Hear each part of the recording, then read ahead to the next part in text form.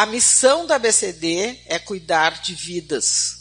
Então, isso é uma coisa que eu quero que cada uma de vocês nos ajudem a divulgar isso. A nossa missão é cuidar de vidas. Então, vocês estão vendo a dedicação de todo mundo em estar aqui e mostrar a doença, mostrar a verdade da doença. E se a gente não tiver esse tema na cabeça, que se chama adesão ao tratamento, nada dá certo, gente. Então, a gente vai conversar um pouquinho sobre essa importância da adesão ao tratamento. Essa imagem sempre me lembra, assim, como é que é a nossa jornada na vida e nessa doença. Eu acho que quando a gente começa com os sintomas, é assim a estrada.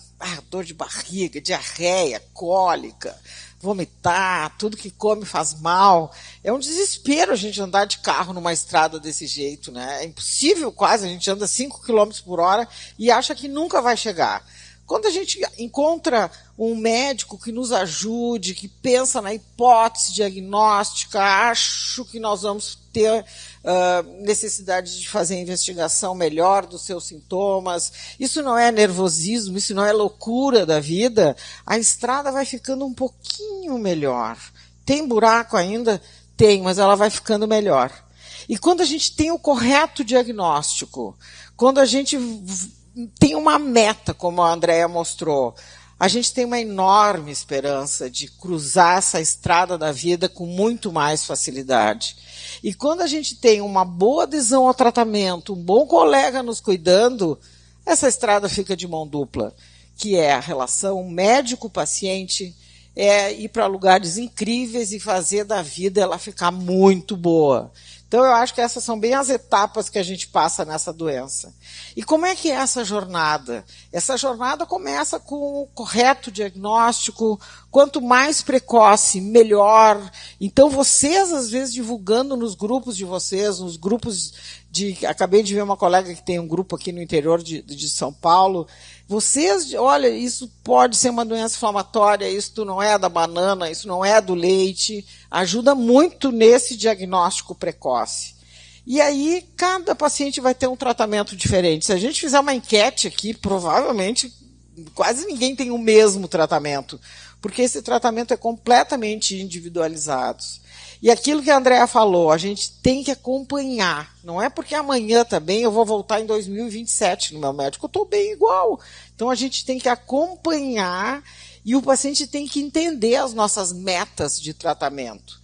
E aí sim nós vamos ter o tema de hoje, que é por que eu preciso me tratar tão certinho assim, que é a adesão do tratamento.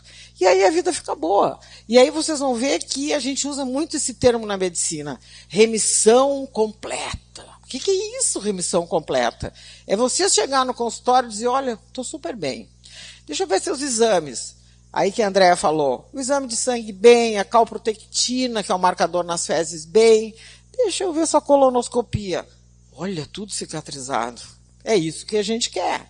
E a gente tem que ir atrás dessa meta, que às vezes não é fácil, mas é uma meta. É que nem aquela estrada, que começa toda esburacada e depois vira uma estrada da vida maravilhosa. E aí a vida fica boa, a qualidade de vida fica boa. Mas o que é adesão de tratamento? Olha que legal essa definição da Organização Mundial de Saúde. A adesão ao tratamento é um processo na qual o comportamento de uma pessoa inclui tomar remédio, fazer mudança no seu hábito alimentar, por exemplo, mudar o seu estilo de vida, fazer os exames conforme forem orientados. Olha, você tem que fazer esse exame daqui a 3 meses. Isso é uma adesão ao tratamento também. Então, realizar exames, comparecer nas consultas agendadas e comparecer levando os seus exames. O que às vezes acontece? O cara chega lá sem nada, eu já olho e penso, eita, cadê a bolsinha? Mas que bolsinha? Dos exames. Sei lá. Mas o senhor fez o exame de sangue, o senhor fez a colonoscopia, fiz, cadê? Em casa. Então, a adesão ao tratamento inclui tudo isso. Ir na consulta, na hora certa, levando os exames que foram solicitados. E isso sim corresponde às recomendações que o profissional de saúde fez de vocês. Então, o consultório médico, às vezes, não é largar a doença lá e o médico que se vire.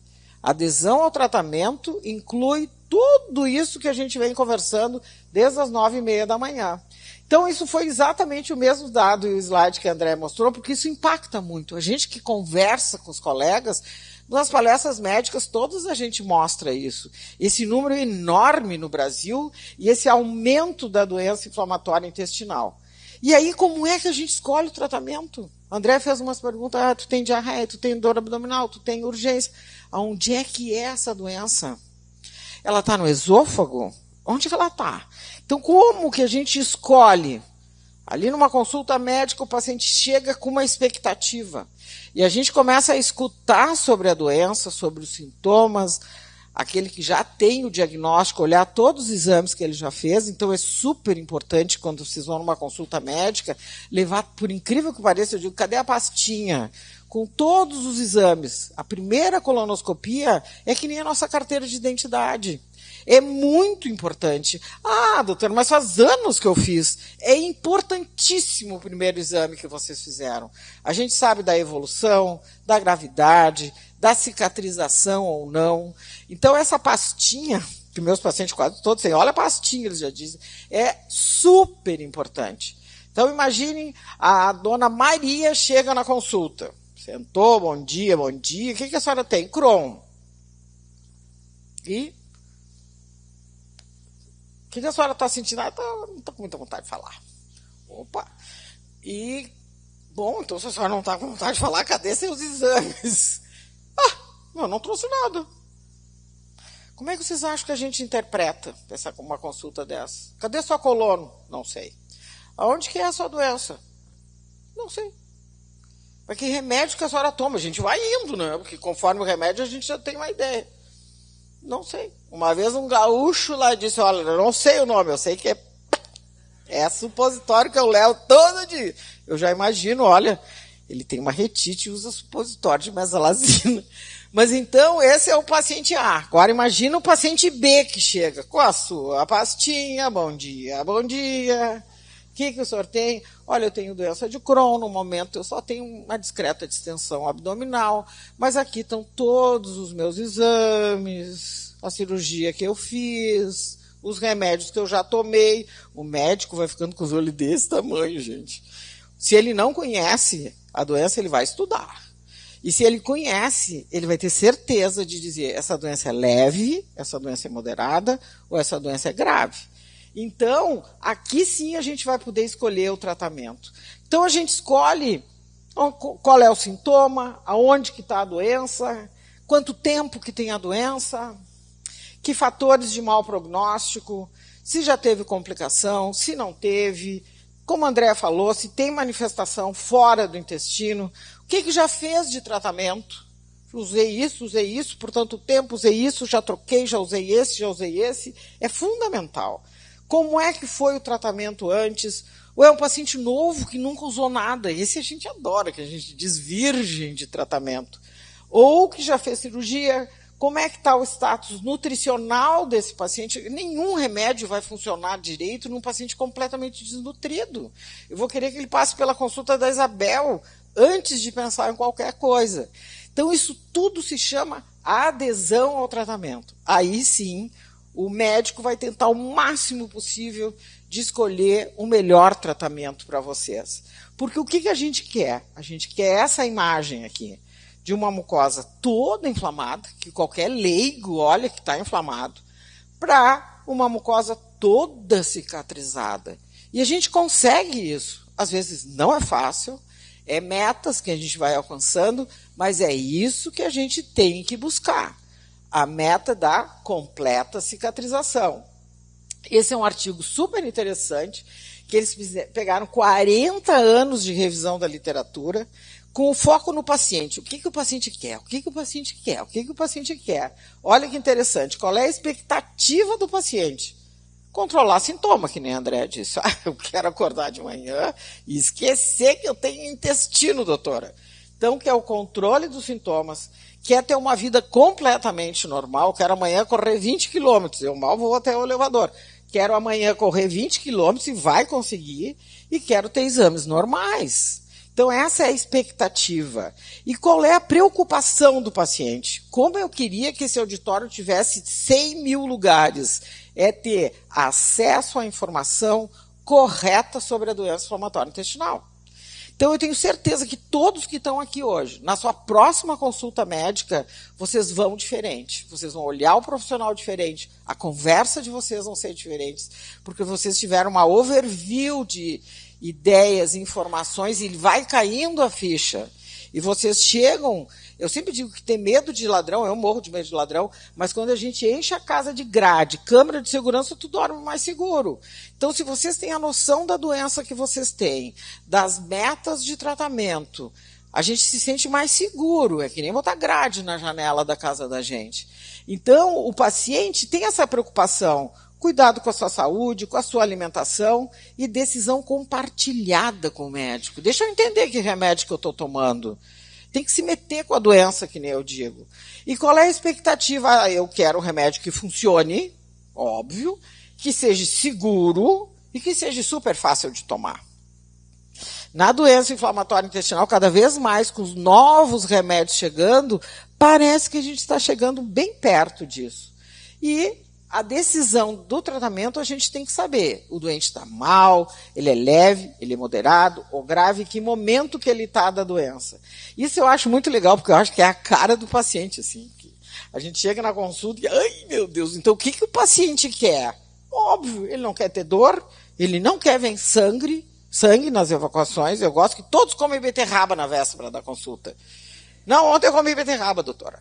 Então, ele não quer ter dor, ele não quer ter sangue, ele não quer inúmeras vezes no banheiro, ele quer comprar um remédio na farmácia da esquina, que seja baratíssimo, R$5 por mês, que é um remédio barato, que ele quer um remédio que não tenha nenhum efeito colateral e nunca quer ir para a cirurgia.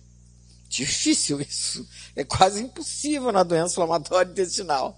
Mas o que o médico quer? Ele quer aquilo que a Andréa mostrou. Ele quer o paciente bem de sintomas, ele quer o paciente com controle adequado dos seus exames, calprotectina, colonoscopia, exame de sangue. Moleza não é? Não é. Mas é isso que a gente quer até ter a doença completamente controlada, vamos chamar assim, e o paciente volta a ter uma vida completamente normal.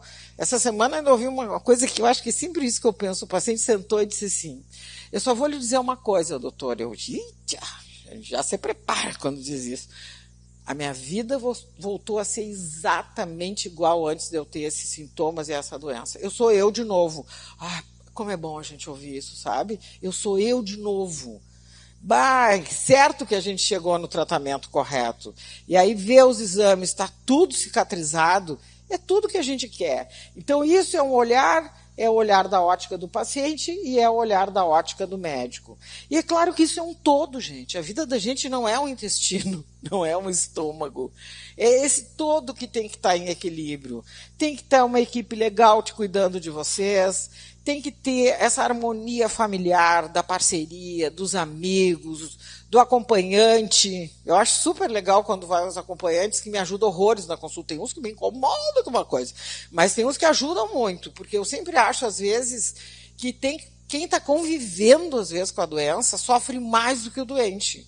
Porque o doente, às vezes, não tem opção. Vai lá e quer que tu vai de novo no banheiro. Bom, ele tem que ir, gente.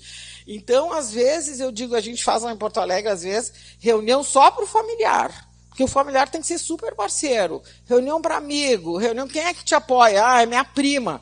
Traz a prima junto na consulta. Porque às vezes a gente fica surda na consulta. É tão interessante isso. Essa surdez da consulta médica, eu às vezes fico observando isso. Depois de um tempo eu pergunto, o que eu te disse para fazer? Ah, já nem me lembro, doutora, porque eu já estava pensando em outra coisa. Então, levar, às vezes, um super parceiro na consulta ou dentro de casa é um baita de um apoio. Porque culpa é uma coisa que o ser humano, tá aí a nossa psicóloga, culpa é uma coisa que o ser humano adora. Então, foi no banheiro, o que tu comeu? Eu disse que o arroz não podia.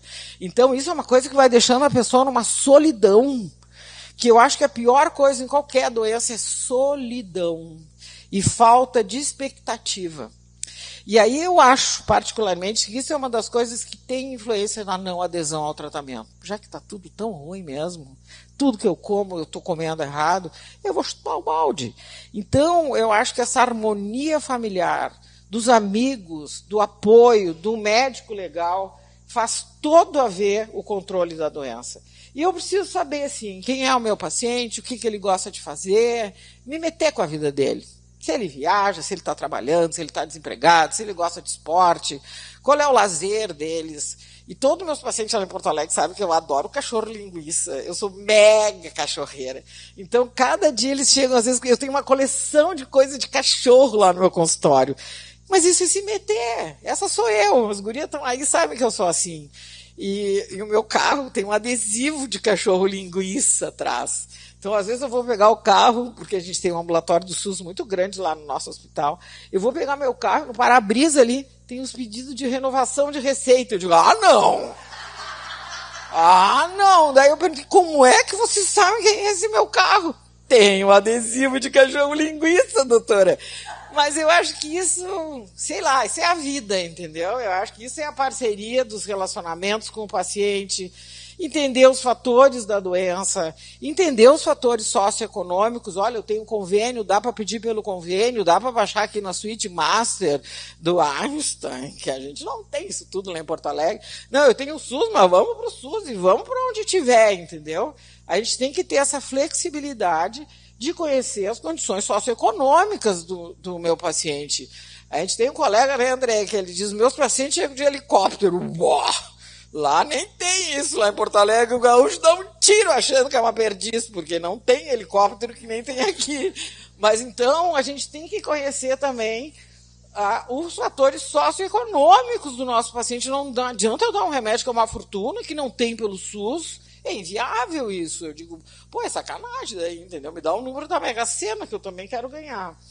Então, conhecer o doente, conhecer as expectativas, conhecer os fatores emocionais, eu acho fundamental. Isso tudo é o tema que eu estou falando de adesão ao tratamento. Porque olha que legal isso aqui. Mesmo a doença estando toda controlada, tudo que a André falou, as metas, tudo atingido, como é que está a cabeça dos pacientes? Continuam com medo da doença voltar, continuam com angústia, com ansiedade, com fadiga, com distúrbio do sono e com uma insegurança brutal. Então, isso a gente também tem que entender e tem que saber conversar sobre isso. Isso faz parte do entendimento da doença. Porque esses são os medos. Eu sempre acho que numa consulta, às vezes que a gente vai num super especialista, eu digo, eu sou especialista em cachorro linguiça. A gente vai com uma expectativa enorme que vai sair dali curado, com todas as dúvidas solucionadas.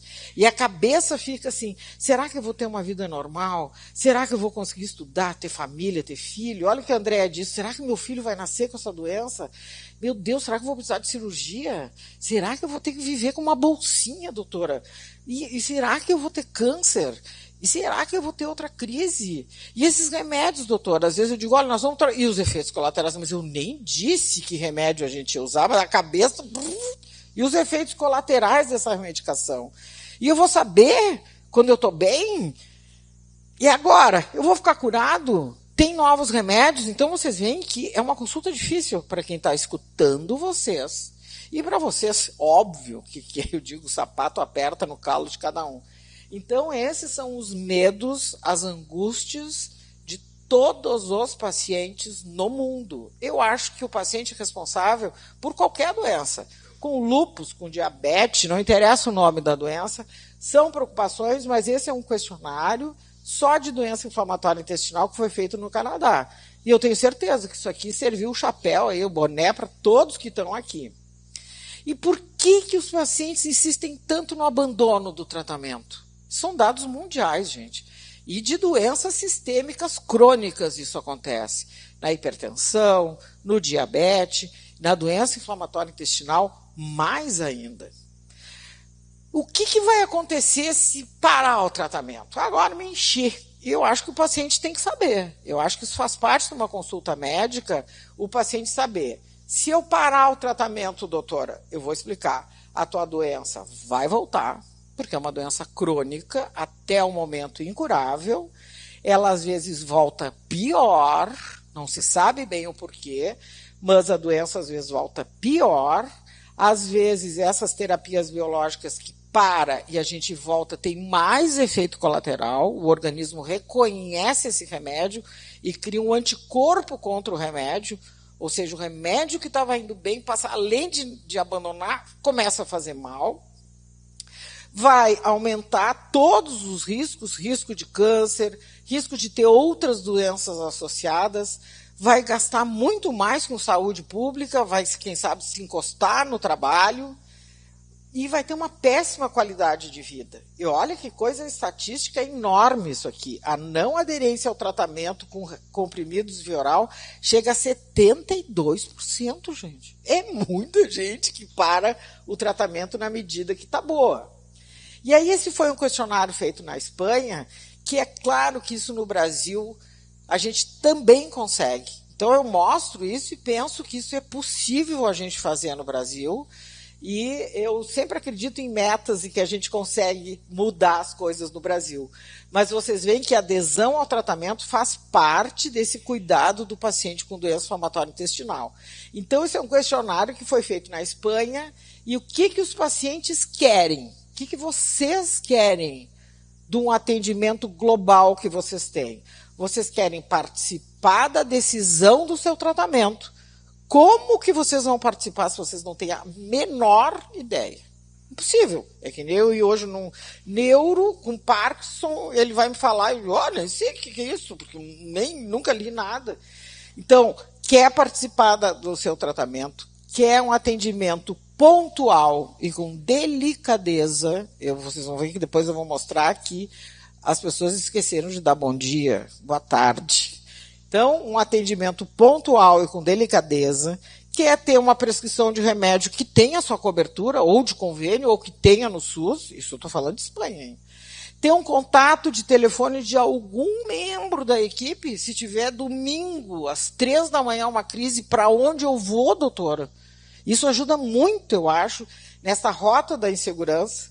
Quando a gente encaminha para um outro colega, que nem a Andréa falou, olha, eu estou com dor articular. Vamos ouvir a opinião de um reumatologista? Vamos ouvir a opinião de um oftalmologista? Pede para o seu médico fazer uma cartinha, porque às vezes chega lá no oftalmo. Por que o senhor veio aqui? Não sei. Meus óculos eu estou enxergando. Ele não tem nem ideia do que ele está fazendo no oftalmo. Agora imagina se chega com uma carta do médico ao oftalmologista. Encaminha a doutora Andréa Vieira, portadora de retocolite, com suspeita de uveíte. Opa, deixa eu olhar bem esse olho. Então eles querem uma carta de encaminhamento, quer que um médico tenha tempo sobre conversar, olha aqui, a turma da psiquiatria, sobre os aspectos emocionais, sobre os aspectos da sexualidade, o que isso está atrapalhando na vida sexual, medo de relação sexual. Isso, às vezes, é difícil, a gente não pensa que também é fácil, a gente chega lá, e aí, que tal, como tá, e a transa? Então, não é assim, mas é que faz parte da gente, quantas vezes? Então, faz parte dessa intimidade que a gente vai tendo. Mas isso é a vida, gente, isso está passando na cabeça de todo mundo que está aqui, até da Gisele Bündchen. Então, o paciente quer saber essas metas de tratamento, ele quer ter uma explicação do exame que ele vai fazer. Tu sabe o que é uma colonoscopia, o que é uma enterorressonância, uma tomografia, doutor, eu vou ficar toda dentro, fechada lá. Então, no momento que a gente pede um exame, tem que explicar que exame é esse. Porque senão vocês vão lá. Eu adoro história. Chegou um para fazer uma colonoscopia, um gaúcho, daí bateu, mata, se deitou lá, e eu digo, mas de bombacha! Não tiro? Mas, moço, eu não consigo lhe fazer uma colonoscopia de bombacha, porque eu preciso introduzir um aparelho pelo seu ânus. Nem morto. Bom, mas o seu médico não explicou que a colonoscopia é um exame que a gente introduz um aparelho pelo ânus. Não, eu achei que era pela boca. Não, não é pela boca. Mas tente, doutora, pela boca chegar no intestino. Então, tem que explicar. Que exame é esse? Uma ressonância magnética é um inferno de fazer. Explica, porque daí a gente vai sabendo que é o inimigo que a gente tem pela frente. Então, um atendimento num local limpo, de fácil acesso, que tenha banheiro. Gente, fica 3 horas esperando uma consulta. Esses dias chegou um paciente lá no nosso ambulatório que o banheiro estava em reforma. Ih, tô louco para ir no banheiro, já que o banheiro, no 5º andar. Mas tá louco? Tem que ter um banheiro perto, tem que ter uma orientação específica do seu tratamento. Isso tudo se chama adesão ao tratamento. Porque isso que a gente tanto fala nas palestras médicas, essa aula que eu montei, que a Andréa montou, que a Bel montou, a gente dá para médico. Eu acho muito mais fácil dar para médico que ficam lá pensando do que para vocês, entendeu? Que eu estou falando para quem sabe e está sentindo o que a gente está falando. Então, o que é a decisão compartilhada? É conhecer o paciente, escolher o melhor tratamento para aquele paciente. Mas o que adianta? Se vocês chegam no consultório médico e pensam, eu nem quero saber dessa doença. Doutor que se vire aí, o que ele vai me dar. Então, ele não tem interesse na sua doença, ele não aceita o diagnóstico. Não, está errado, é nervosismo. Então, ele não aceita o diagnóstico, ele vai para a internet. Na internet tem lá, galinha caipira às 3 da manhã é a solução. Agora é chá de gororoba que vai resolver. Ele vai para a internet e ele só procura riscos. Vocês sabiam isso? Tem uma pesquisa super interessante americana que o paciente na internet ele vai procurar complicações da sua doença.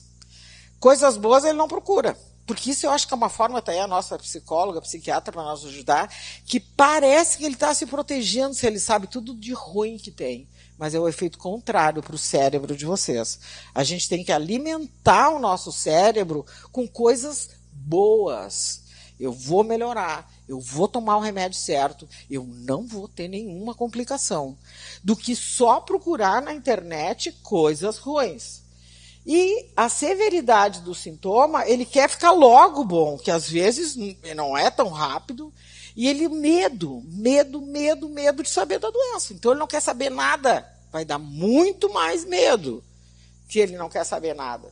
Claro que muitas vezes o baixo nível intelectual também. Então a não adesão ao tratamento, isso tem milhares de artigos, eu estou falando isso porque é muito comum isso, e aí tem alguns trabalhos mostrando, olha que legal, quem são os pacientes que mais param o seu tratamento. Isso é um trabalho específico de retocolite, mas para a doença de Crohn é a mesma coisa. Na verdade, é o paciente mais jovem, isso aqui eu não acredito muito, o diagnóstico da colite à esquerda, mas assim, pouco tempo de doença, ele acha que ela nunca mais vai voltar, se ele tem muito remédio para tomar, se ele tem diabetes, hipertensão, doença da tireoide, doutor, eu tomo 12 comprimidos. E se o senhor toma todos, não, de vez em quando esse do intestino, quando tá bom, eu não tomo. Então, se ele toma muito remédio, sexo masculino, olha, não concorda com médicos solteiros, e se o paciente tem que tomar mais de 3 vezes ao dia. E é claro que tem a negação, o esquecimento, o custo da medicação, mas isso que eu quero mostrar para vocês, o que acontece quando para de tomar o remédio. 89% a doença volta em 1 ano. 90% volta em 1 ano. E o problema é que às vezes volta e sem se dar muito conta, porque primeiro que está negando, e segundo que ela é muito traiçoeira, porque às vezes ela está ativa dentro de vocês, que a gente só pela colonoscopia vê, e parece que está tudo bem. Esse é o paciente que complica. Esse é um artigo bem recente, de novo, quais são os fatores de risco para não ter uma boa adesão ao tratamento. Pacientes com menos de 40 anos de idade, ele com muito esquecimento de muita coisa e do comprimido também, aqueles pacientes que trabalham muito, doutor, eu trabalho 12 horas por dia, chego em casa, já tenho outro turno da noite, não me lembro de tomar os remédios, mais de uma tomada, às vezes, por dia do remédio, e quando a doença está bem. Está bem? Aquilo que a Andréa disse, eu estava tomando 4 comprimidos, agora eu vou tomar 3. Estou bem. 3, agora vou passar para 2. Meio, e agora larguei. Mas eu estou ótimo, doutora. Ela vai voltar. Então, o paciente vai se enganando, vamos chamar assim. Não é voluntário isso, por isso que às vezes eu acho que a parceria, às vezes, do familiar, eu acho que tu está tomando menos, eu acho que tu tem que ir no médico. Não está na hora de fazer a tua revisão. Isso ajuda muito, porque a gente não quer, a gente quer ter uma saúde super adequada.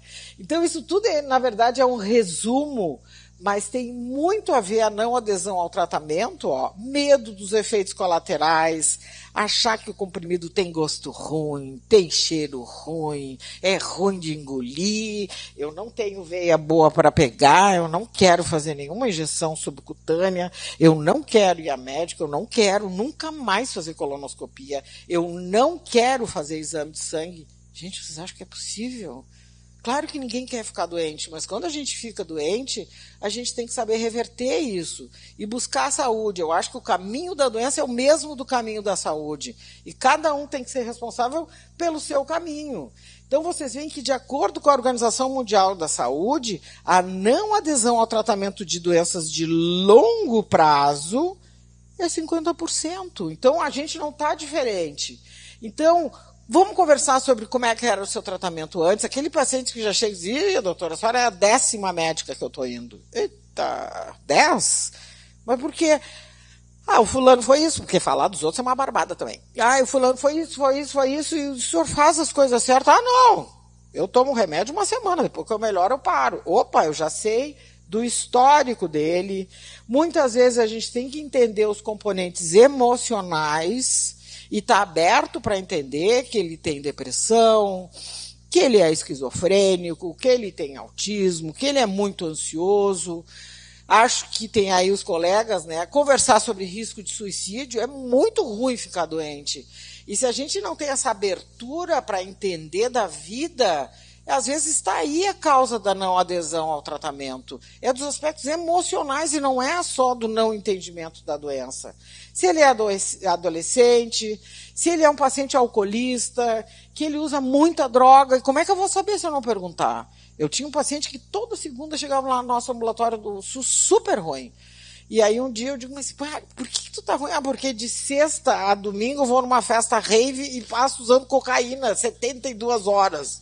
E gente, não é a tua doença, é a tua rave com a cocaína. Então, saber do uso de drogas, conversar sobre o efeito colateral que existe, uma boa relação médico-paciente, procurar a informação da sua doença. Então, equipes multidisciplinares é óbvio que é o ideal. Um ambulatório que tenha todas as especialidades ali. Mas se não tem, a gente acaba dando um jeitinho, manda para um colega, pede ajuda para alguém. E ter esse entendimento, eu acho, que isso aqui resume bem o que eu penso. Essa mudança de estilo de vida. Alimentação, exercício, hidratação, harmonia familiar, harmonia com seu parceiro, pedir ajuda para um familiar, para ir junto, para entender, participar de reuniões. São pacientes totalmente diferentes daquele paciente que participa de reuniões. Eu acho que é isso muito nosso trabalho na ABCD há 25 anos. Está lá todas as revistas. A gente tem todas as revistas online. O paciente, eu vou amamentar, que remédio eu posso tomar? Eu vou ficar grávida, o que eu posso tomar? Eu estou assim. Tem tudo ali, gente. O que é biosimilar, cuidados nutricionais, então tem tudo. Só não busca a informação quem não quer. Então, cuidar da alimentação, cuidar do estilo de vida, fazer exercício, se cuidar como um todo. Às vezes eu pergunto, a senhora fez revisão ginecológica? Não, doutora, eu não vou há 10 anos. Mas como assim? A vida continua, tem que ir no gineco, tem que às vezes ir no cardio, porque não é só a doença inflamatória intestinal. Então, vocês veem o impacto da doença. Realmente, todos os trabalhos mostram que essa doença dá um impacto enorme na qualidade de vida de todos os pacientes. É claro que os pacientes mais graves têm a qualidade de vida mais prejudicada, o medo da cirurgia, o medo da sua mudança da imagem corporal. Esse remédio vai me emagrecer? Esse remédio vai me engordar? Esse remédio vai me dar espinha? Tem medo, e com certeza, a urgência, como a colega falou, a urgência e a incontinência fecal é para liquidar. É para liquidar. Sabe que tem um trabalho comparando os sintomas assim, do diabetes, do hipertenso, do cardiopata, que é uma doença silenciosa. A doença que vocês têm, vocês ficam completamente expostos, porque está ali no restaurante, só um pouquinho.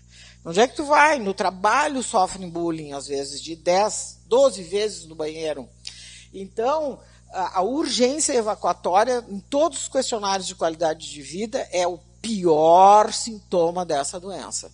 E o tenesmo, essa vontade toda hora de... Agora, a incontinência fecal é para matar. E aí eles fizeram uma entrevista que o paciente que está com incontinência fecal é o paciente que pensa em suicídio.